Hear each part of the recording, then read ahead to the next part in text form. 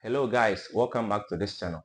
This is Mr. Electric DIY, and in this very video I'm going to share with you the main type of fault associated with a float switch. This is the float switch. If this is your first time seeing a float switch, this is how it looks like. You have the cable, this is the float itself, and this is the weight. If this is your first time seeing a float switch, this is how the whole float looks like. This is the float. You have a ball inside this float. That is what is doing the movement, the switching, the on and off. This is a flow switch. We use it to detect the level of liquid in a tank or a container. We have three cables. We have the black as the common, the brown, and the blue, serving as the normally closed and the normal open. I have a video about a flow switch. I've explained the whole principle in that video. I'm going to leave the link in the description down below. So if you're interested in knowing how the flow switch works, the principle, just go to the description and tap on that video link and it will take you directly to that video. You might be wondering, what fault am I actually talking about?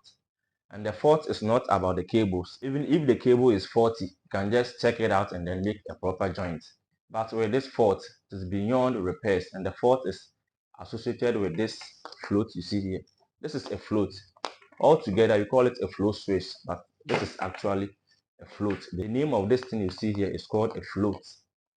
And the fault is that when you put this float switch in a fluid, it could be a water or any other thing. And let's assume that it is water. You put this float in a water for a long period of time. Water is going to find its way inside this float you see. And when water finds its way inside this float, it's going to bridge all the terminals. And normally, you want the float switch to be turning on and off a load. And when water finds its way inside this float, it's going to bridge the terminals or the contacts. And this float will not be able to turn on and off a load. Always it is going to be working. If the float is connected to a contactor, always it is going to energize the contactor. It depends on how you connect it. If it is in this position, you want your pump to be working or the contactor to be working. Or even when you want it something like this, when it is straight like this, you want the contactor to be working. We have a way of connecting it. But when water finds its way inside this float, it is going to be working always. Always the contactor is going to be running, the load is going to be running, but you don't want it like that. You want it to be turning on and off. If you connected it to be working when it is in this position, and there's water, it will be working. When it is something like this, there's no water, it is hanging inside a tank or a well water, something like this, it will be working. Depends on how you connected it. But when it is something like this, it is off. Something like this, it is on. Depends on how you connected it. And whenever water finds its way, it is going to be working always. Even if you don't want it to be working, it is going to work. I mean the contactor. If you have a pump or whatever load connected to the contactor, it is going to energize for the load to be working. Unless you turn off a switch or the circuit breaker. And with this fault, you might be thinking that you can actually make a hole and then drain the water from this float. You can make the hole and drain the water, but yet still it is going to find its way. You make a hole and then you drain the water. You find something like a rubber, you melt it and then you seal it. Because you are unable to identify where the water was able to pass into this float, the moment you create a hole and you drain the water and then you melt a rubber to cover the hole, yes, the water is going to find its way inside that unseen way into this float. So it is not advisable to repair it. The moment you start creating holes to drain the water, you are going to be stressing yourself because it is going to happen over and over and over again till you fed up. So the only thing important here is to replace the flow switch.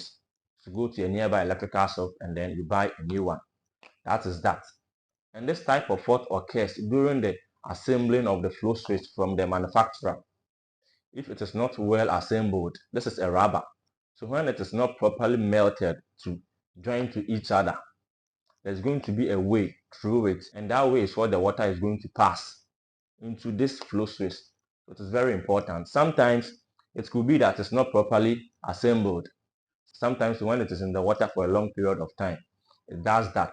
Even if it is new, this type of fault also occurs when it is not well assembled. So guys, that is that. And as I said earlier on, I have a video about a flow switch, how to connect it to a magnetic contactor. I'm going to leave the link in the description down below. So if you are interested in knowing how the flow switch works, the principle of the flow switch, just go to the description and tap on the link to take you directly to that video to watch it, how to connect it to a magnetic contactor. I have that explained there. If this is the type of video you would like to watch on this channel, make sure to like this video, subscribe and turn on the notification bell so that anytime I drop a video, YouTube is going to notify you. Thank you for watching this video and see you in my next video. Bye bye.